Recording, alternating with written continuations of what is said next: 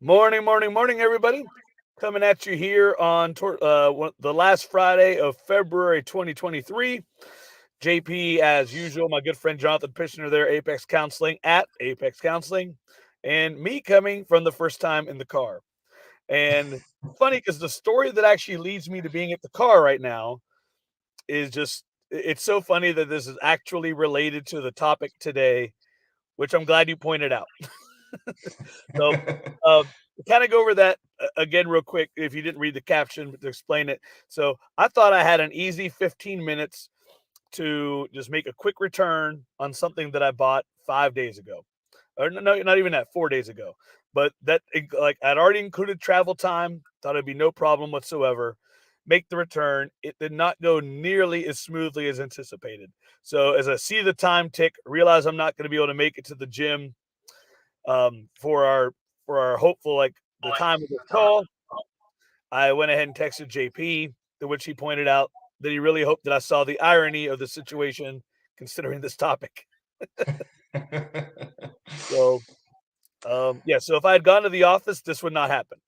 so so but yeah, so go ahead, my man. So today's topic is one that I love because it's probably one of my very favorite small habit changes that fixes a number of things in people's lives, not least of which is anxiety or frustration, and that's leaving yourself space between tasks and between events or between meetings.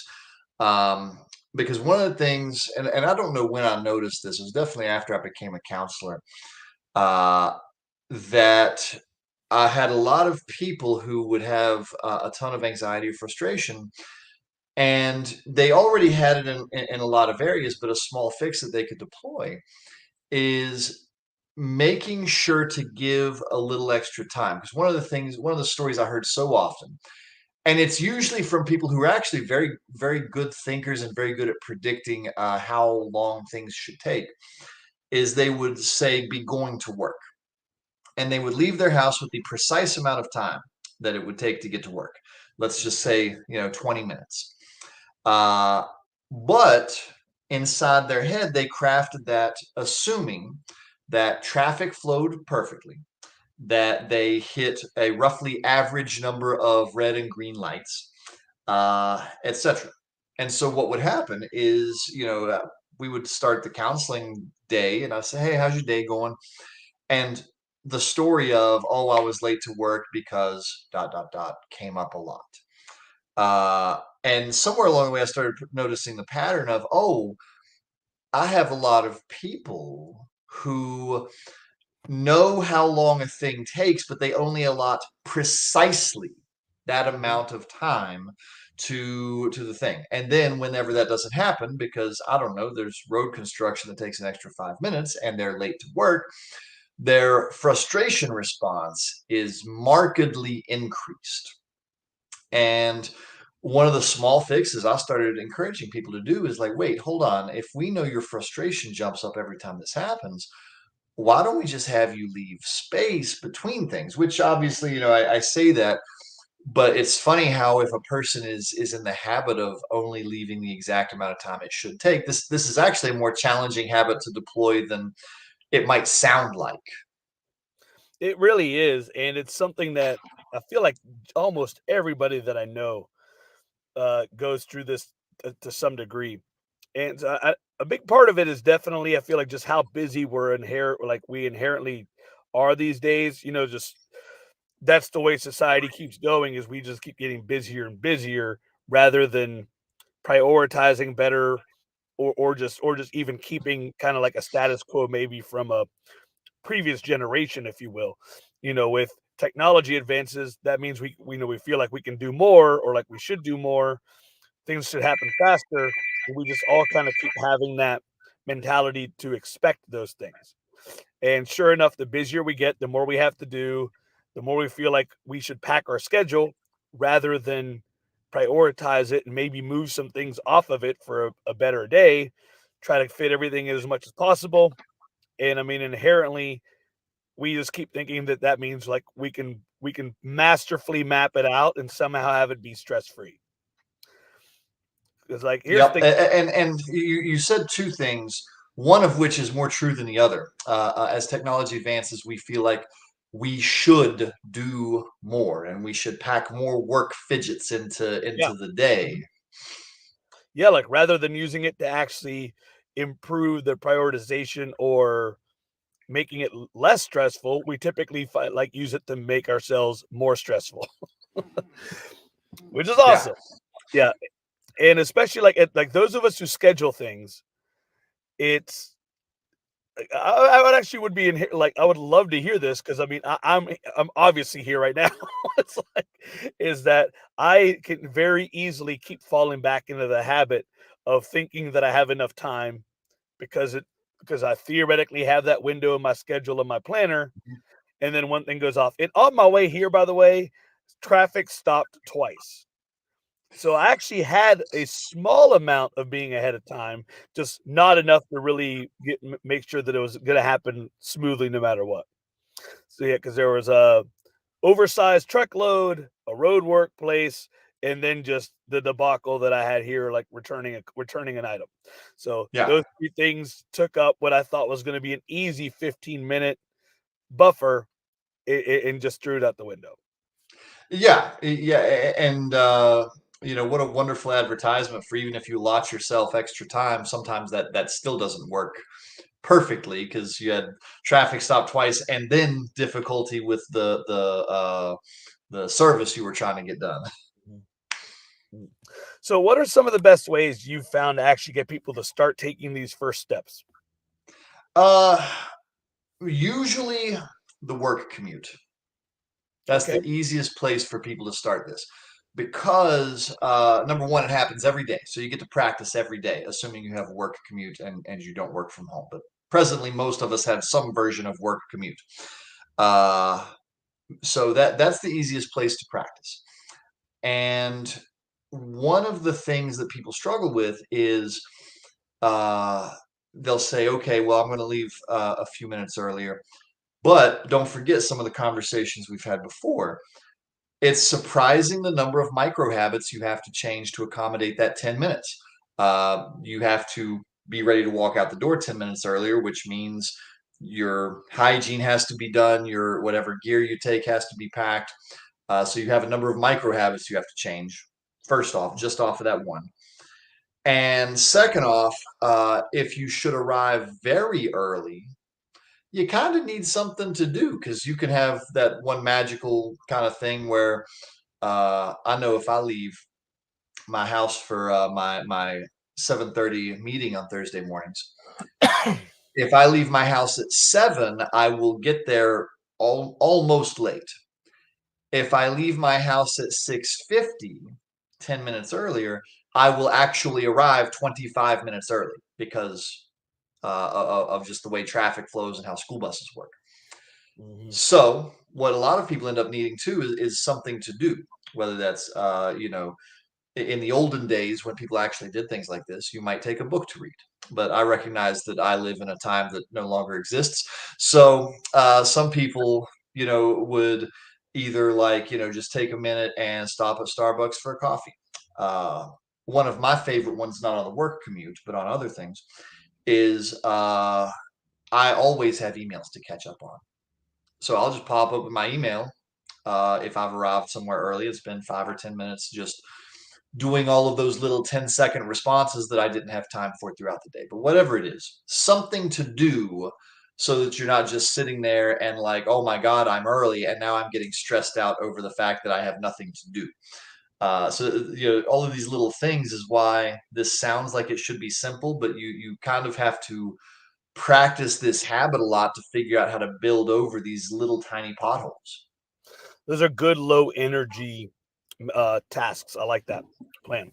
To put what you said in a little bit different way, like about the micro habits and having and all the ones you have to change, is that is one of those places that like I agree, and definitely want people to know that. Also want to realize that part of that problem comes from because we automatically tend to almost make those 0 in our mind. So when we are thinking about what we're gonna do, when we have our schedule lined up, or just simply that basic plan, like, "Okay, it should take me 30 minutes to get there," we tend to take all those little things that lead up to actually getting in the car, for that example, and turning the car on and backing out of the driveway or whatever, as taking 0 time.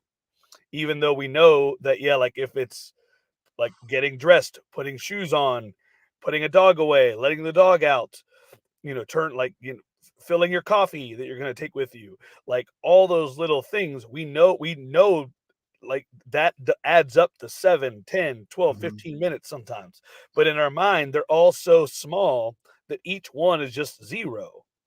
So it's like, "Oh, like, I only need this amount of time." That's an elegant way to phrase that. I'm gonna start stealing that because I know the fancy psychology way of phrasing that. But like basically you round down to 0 if a task is short enough. Exactly. Like, there have been so That's many nice. times when I'll look at the clock and let's just say, like, yeah, 30 minutes, 11 a.m. And I'm like, or, maybe even 29 minutes is a drive. And I'll see like 10:28. And I'm like, oh, I'm ahead of schedule. Like, yeah, I got 3 minutes before I gotta get in the car. Like, and I'm almost on my way out already. And then it seems super fast. I get in the car, pull out, and it's like 10:37. And I'm like, what the heck just happened? It's like, where did the 8 minutes go? But I say it just those things add up like faster. And that's just part of like so really, I mean, a lot of that is just simply training yourself to think about that and starting to make those times part of the normal time frame that you allot to something. Well, and you said something there that I'm glad you said because I knew it in my head, but I wouldn't have thought to say it if you hadn't told that little story. Uh, One of the habits that I like to put into this is if I'm going to wait, I prefer to wait at my destination. So Ooh, yeah. if I need to leave at 10:30 and I'm ready at 10:28, I leave at 10:28 instead of waiting 2 minutes and then leaving because if I know I'm going to wait anyway, I'd really rather already wait at the place where I'm supposed to be and give myself that extra 2 minute cushion so that I'm much less likely to be stuck behind that, one slow driver that goes 5 miles an hour and feeling my anxiety or frustration Mhm. rise, Yep. as opposed to like, oh, actually, yeah, I gave myself that 2 minute cushion. I'm good to go. So you brought up work commute being one of the first places you usually work on people with this to decrease that anxiety. At what point in time do you find like and this is me assuming that at some point you do this at all, but do you end up working with your clients about actually prioritizing and figuring that list out a little bit, so and removing things from the day entirely or just moving them forward, or does that really not come up? It depends.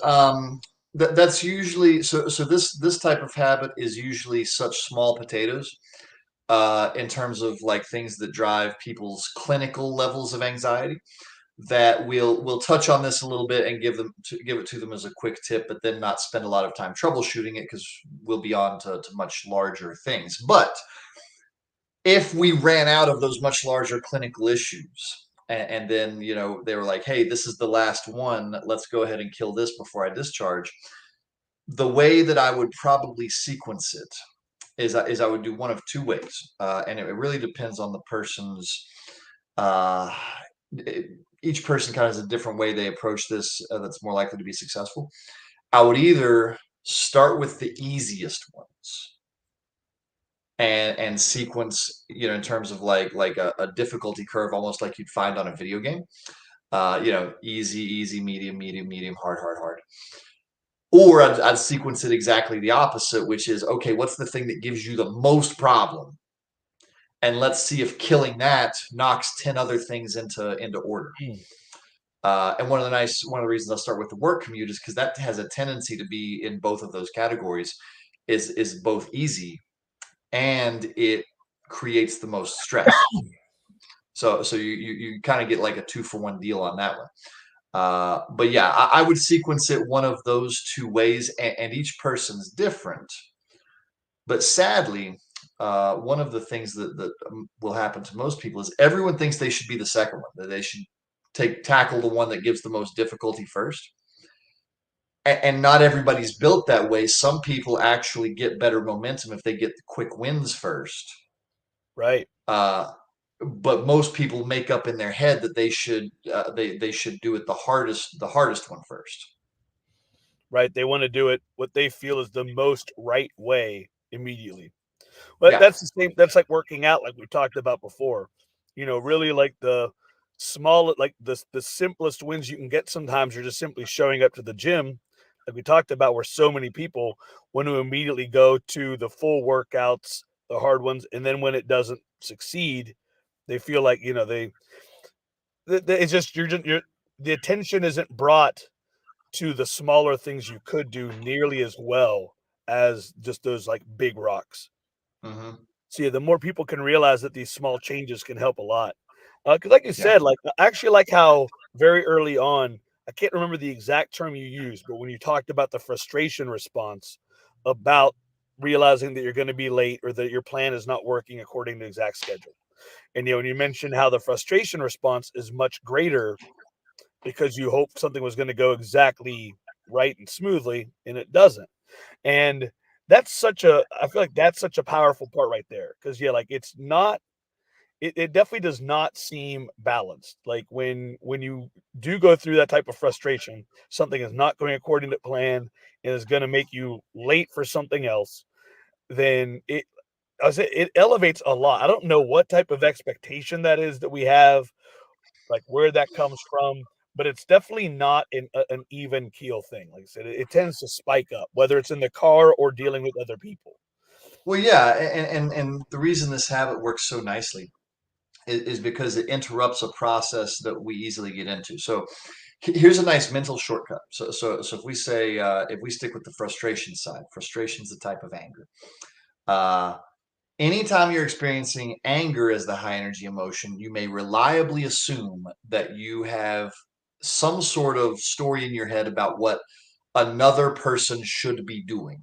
If you're angry at another person, if you're mad at yourself, it's what you should be doing. But if you have anger, you may assume you have some story of should. Uh, Now the problem with that is the more you tighten down your schedule and give yourself no wiggle room, uh, you can easily move that story from this person should speed up and not like drive slow in the fast lane. That's a very usual story. Mhm. Um, but if you're now going to be late to work because you didn't give yourself enough time, that story moves from they should make a different decision to they shouldn't have made me late for work. This bastard like made me late for work, and now I'm going to be late to this meeting. I'm going to look bad in front of my boss, and now because you didn't allow any of that wiggle room, you've created this story where this person has now done 7 things to you rather than just drive slow. Yep. And that's what really brings up and intensifies a lot of anger in these kind of situations. Whereas when you build in the cushion, it's much harder for you to tell yourself the story of how they have done a thing to you and they might have stolen your promotion. And I mean, you spin this story out long enough, you got this one person who's now responsible for your family not being able to take a vacation. I'm laughing, but that's so true. And that's exactly where that's exactly where I was thinking you might take that, was the momentum that it just keeps on building and building and building. And like, especially when it comes to what ifs and thought processes, we're such momentum based like thinkers. Like you said, it's Hmm. like one thing leads to the next, even though the very first thing that didn't necessarily, or after the first thing, nothing has actually happened, but we keep thinking about all those things that could or will, and keep basing that fault at the original place. And it also I also feel like points out the flip side to trying to like take this little extra intentional time, these intentional steps to actually make sure that you are leaving yourself these windows so that these things aren't happening. And if you can imagine your days without those spikes in frustration and stress, like, you're at a much more like positive, or at least just relaxed place. Like I said, because like you don't have those micro worries building up. And then so really you can spend all that energy on like the bigger things that actually like matter for your day, whether it's the needles you're trying to work at, or your the needles you're trying to move for work at your job, or the important family stuff later in the day, or making sure that you get, just like a good workout in, whatever it happens to be. You can Mhm. keep focused on the things that going into the day you wanted to be focused on, rather than all the little things that you feel are making it more complicated. Yeah. Let's talk about that focus for a second, because I realized the thing happened to me this morning that really highlights both that and the uh, kind of how we can imagine that something takes no energy or no time, but it really takes a lot. Uh, so I was at a meeting this morning before this. It was a 9:15 meeting, and my alarm. I have a tendency to set alarms for in meetings just so that I don't have to be thinking about the time. And my alarm for like, hey, you need to be wrapping this up went off on my phone. But we were at a kind of a crucial like piece of what we were talking about. And what I did not want was I did not want to have to make the decision of, do I now cut this off at this extremely like crucial moment, Mm. or do I want to be late to my next thing, which by the way was this. Uh, and happily, I did follow the advice for today, which is build in cushion room. So I just silenced the alarm and kept on talking because I knew I had a lot of time to get to my next thing. And so what I didn't end up doing then was crafting anxiety about like, oh God, what if I'm late to the podcast? Oh, what if I cut this off right now? Is this going to like be a problem? I didn't have to take up that mental energy. I took 2 seconds, swiped my phone, and was like, okay, I need to figure out how to close this down soon. But there was no anxiety over it, no what ifs, no extra mental space taken up. And for those who don't get to experience that very often, oh God, it's so lovely to like, just be able to in a relaxed way move to the next thing instead of being in that frazzled brain space of, having two terrible options to choose between. Sorry, choking on air. um, yeah, and the irony that I basically took care of if you had been late for you. She doesn't on it. Um, yeah, like it's funny because one of like the really what this is one of the key concepts here goes into the simple yet very not easy to do, is that we can really only focus. We ideally should only focus on the things that we can actually control. Mhm. Which I know is a big part of everything like mental health, physical health, I mean, well being. But yeah, it's so easy for us to keep falling down rabbit holes of worrying about other people. Like you mentioned, when like if one construction worker or slow driver like you feel makes you late, and all of a sudden they're responsible for seven negative things that happen because you're late or feel like you're late.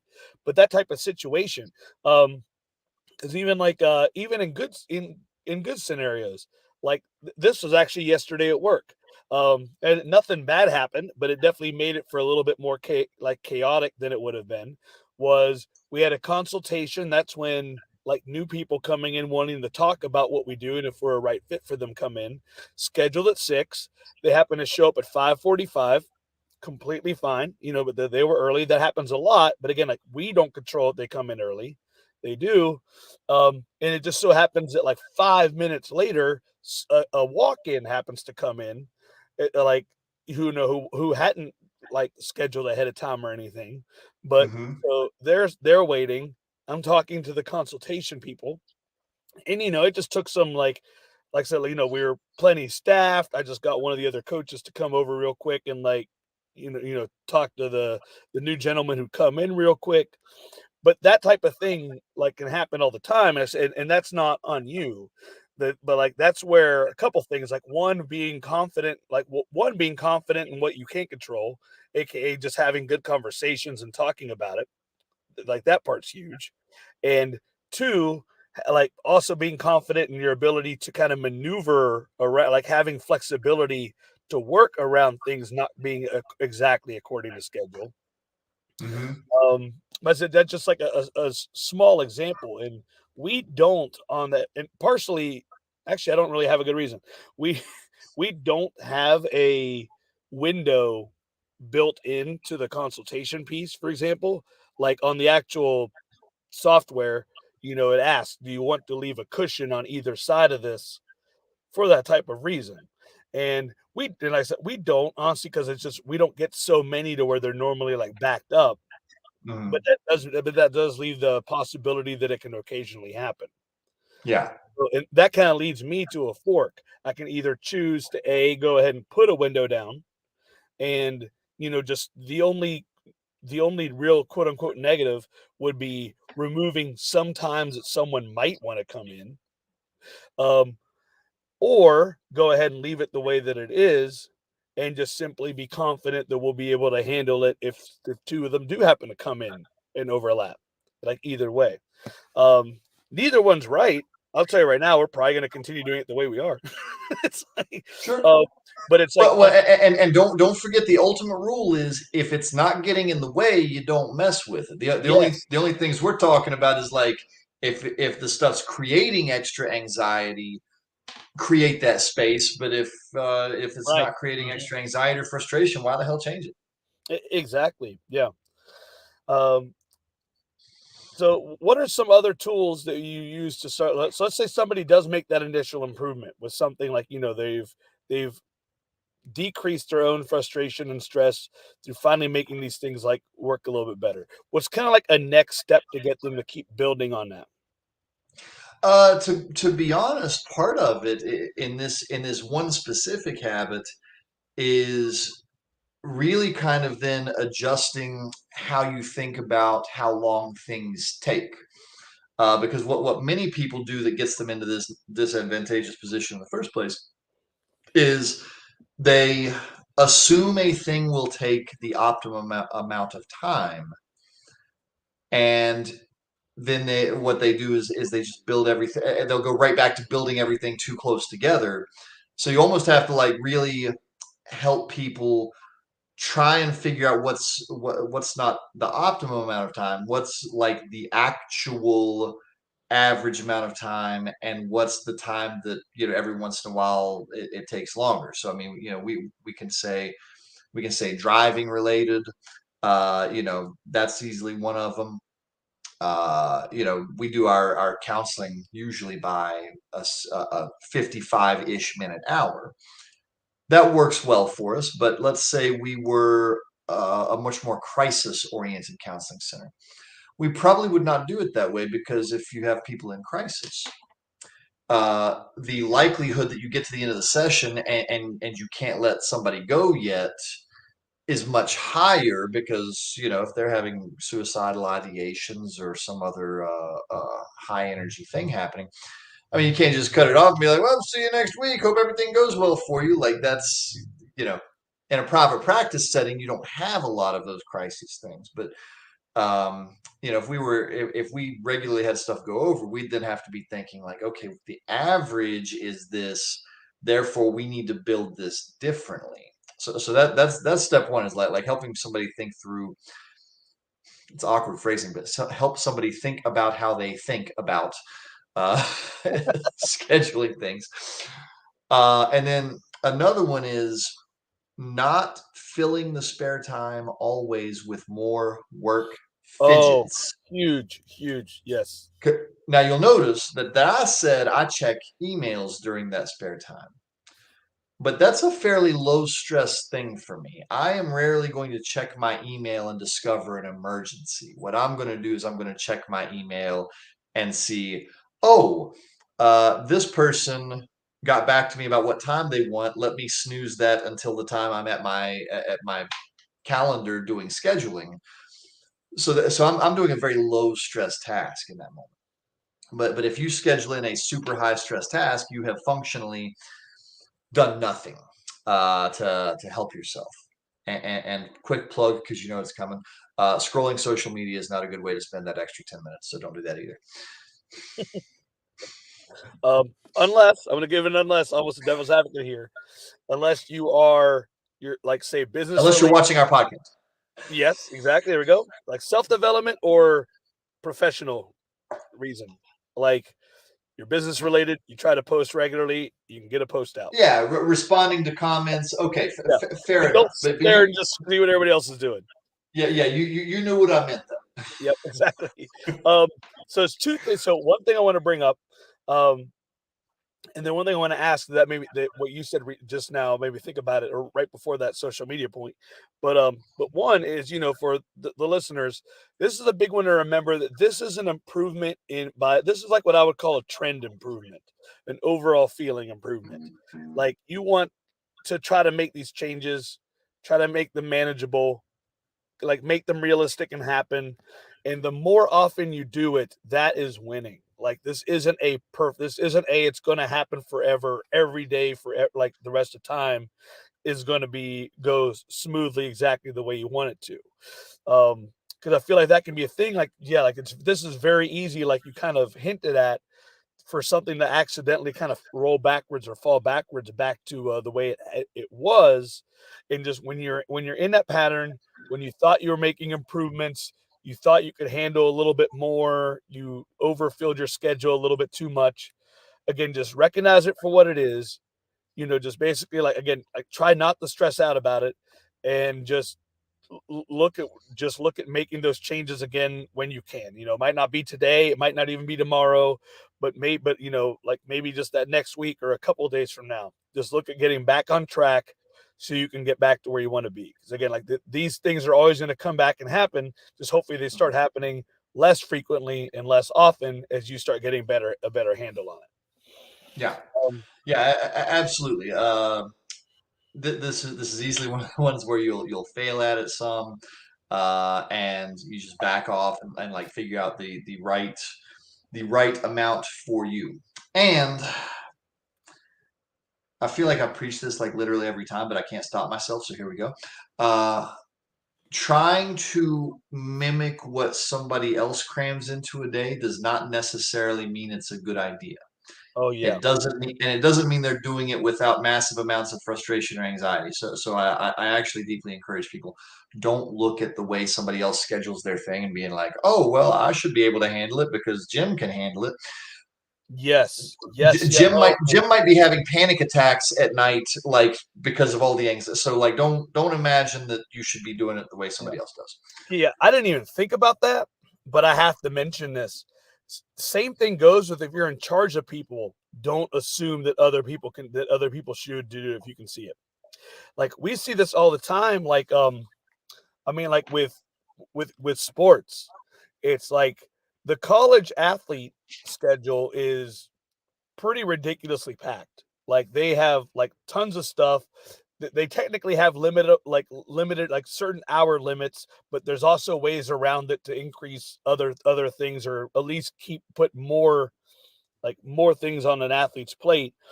But that doesn't mean okay, like that also doesn't mean that if you're a high school coach or a travel coach, you will need to look at those things and try to make the same thing happen for your high school athletes, for your middle school athletes.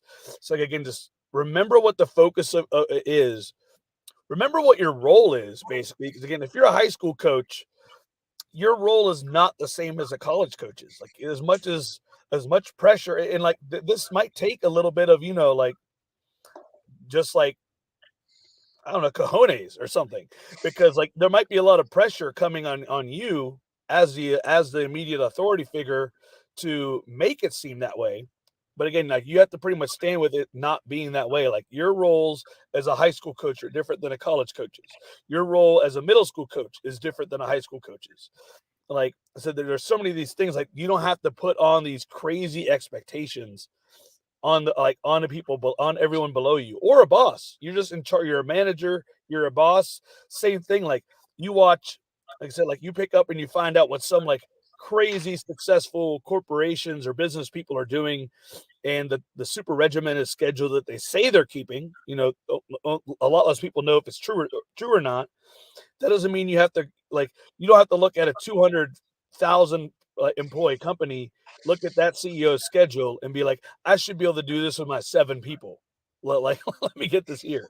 So Yeah, that's a great point. Like, I'll admit I've wanted to for a long time to see how Elon Musk actually runs his day. 'Cause it's like he's a famous, like, almost non-sleeper, like, like, that's come up, and yeah, the number of businesses that he's done, and the fact that he never stops tweeting. It's like, how are you that busy and still tweet all the time? Like, but it's not because I wanna do it, I'm just really curious. It's just like, I wanna see what this is like.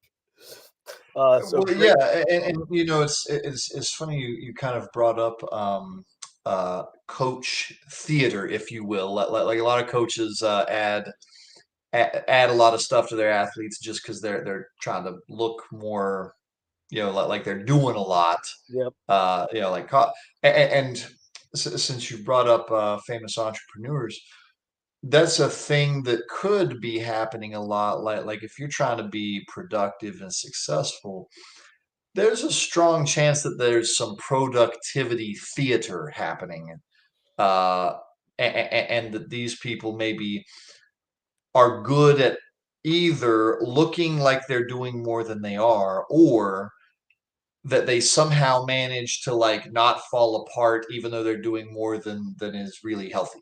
Some people have a higher threshold for just not breaking apart, and they might have better business systems for like keeping them from damaging the business by overdoing. It's hard to tell, but these are definitely good advertisements for not comparing, because since you can't follow some of these people around through the day and really see, that's what makes comparison dangerous. Right, right. Now, I'm curious, this is the other thing that I thought about earlier. Um, I can't immediately remember what it was you said that made me think about it. But so I was curious about if there are like just different roles or different demographics that you see that seem to really struggle with some versus with some types of this versus the others, or if it's pretty widespread.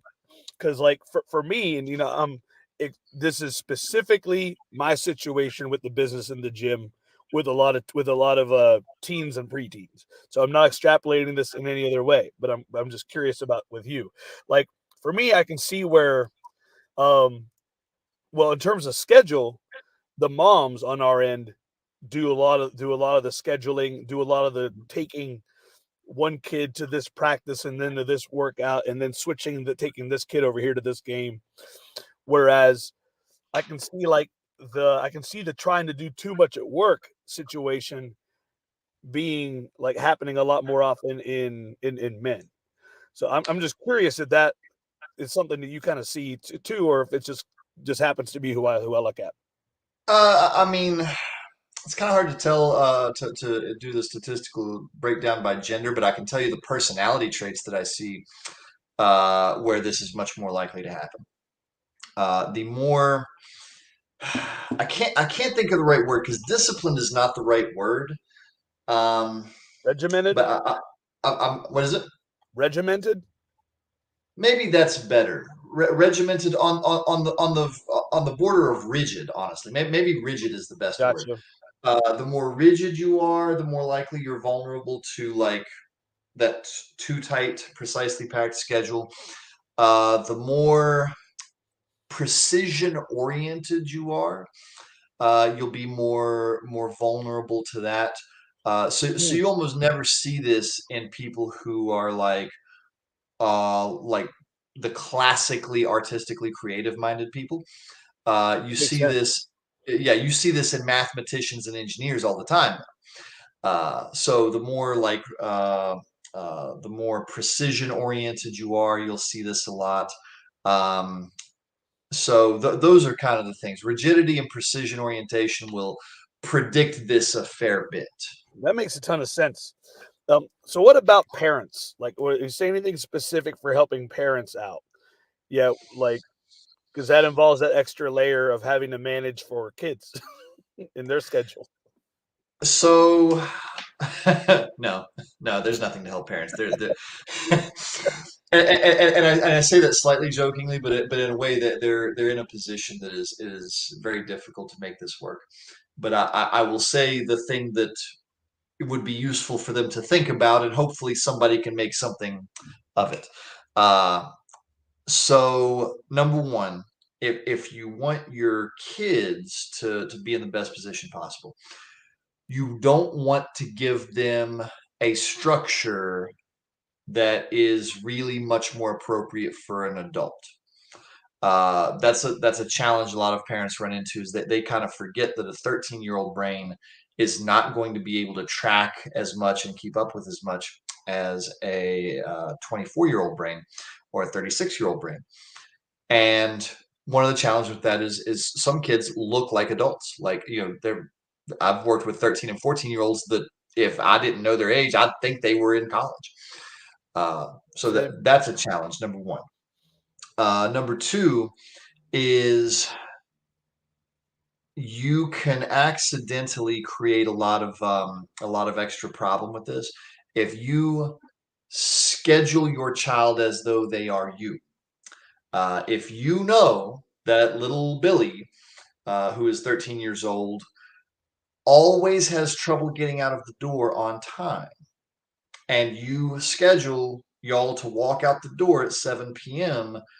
for something at 7:15 that takes 15 minutes to get to, you have now accidentally created part of your own monster. You want to get little Billy out the door at 6:40 because then maybe he'll actually get out the door at 6:55, and then you have 20 minutes to get to the thing that's 15 minutes away.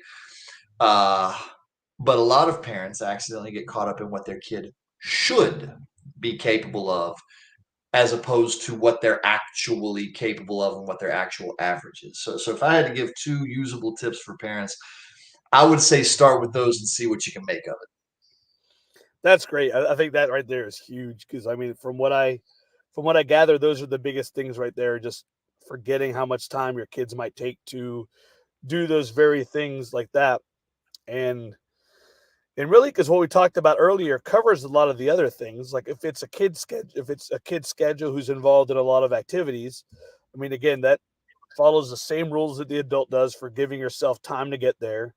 Hmm. It follows the same rules, from different talks we've had about simply, like are these things a kid, of course, obviously like wants to do. These are positive for their kid.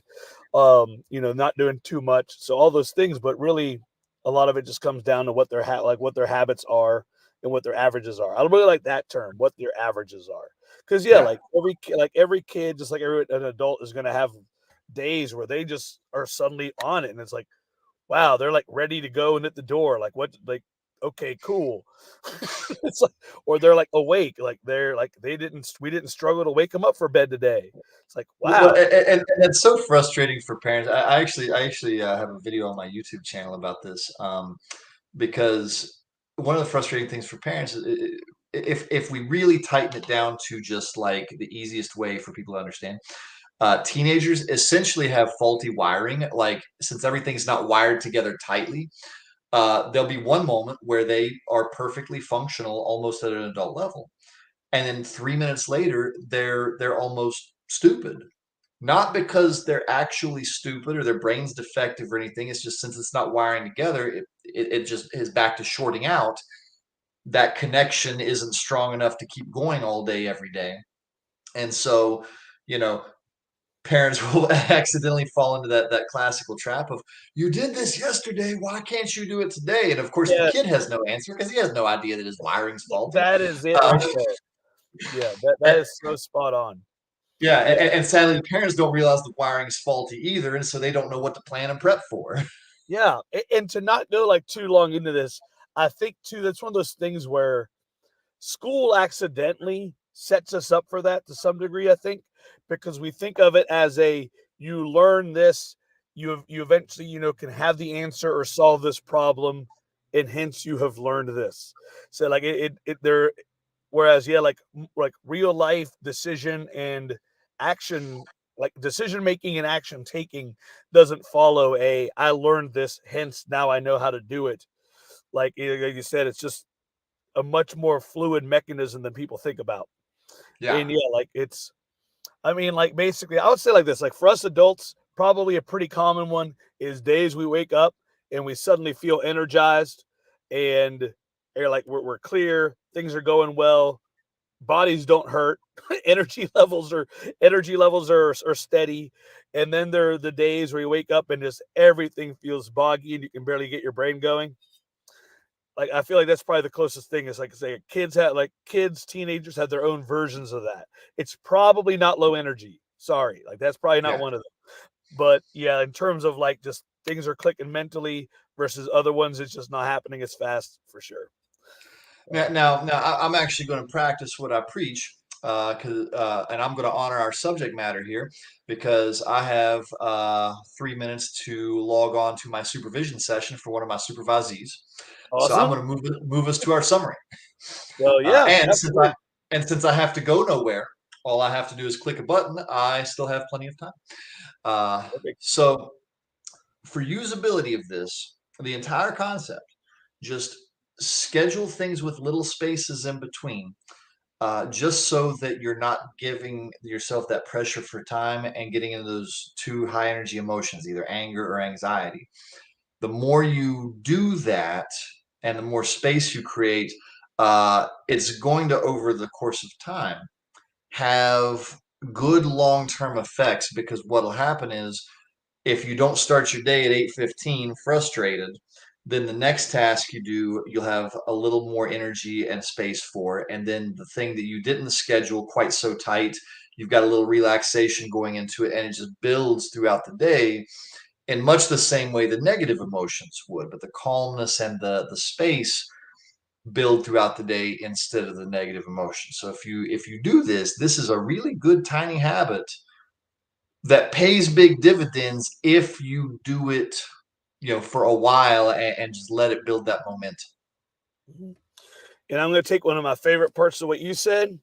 If you do find yourself actually with some extra time, take it at the end, not immediately, because I can tell right now that is gold right there. Is like I said, like don't give it the option of something happening. Instead, just go ahead and do what you like. Get where you need to go, do what you need to do, and if you're there or a little bit early, awesome. Yeah. So, all right, brother, appreciate it as always. Have a good rest of your Friday, and See thank y'all. you for those of you guys who listened through us for this whole thing. And we'll catch you guys later, a couple of weeks.